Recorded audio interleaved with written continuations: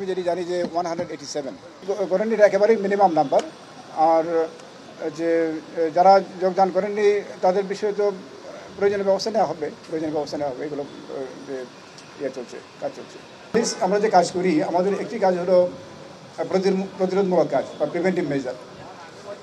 Preventive মেজারের জন্য আমরা বিভিন্ন ধরনের আমাদের টহল ব্যবস্থা আছে, গার্ডিং ব্যবস্থা আছে, আরও অন্যান্য পুলিশি ব্যবস্থা নিয়ে থাকি যাতে অপরাধ সংগঠিত না হয়।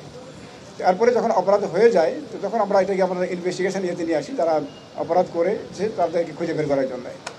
তো কাজেই যে অপরাধটির কথা আপনি বললেন, যে এই যে কিলিং ইনসিডেন্ট বা ইভেন্টের কথা বললেন, এটি অবশ্যই প্রপার ইনভেস্টিগেশন হবে এবং ইনভেস্টিগেশনের মধ্যে দিয়ে প্রকৃত অপরাধী কারা তারা চিহ্নিত করে আইনের ব্যবস্থা নেওয়া হবে।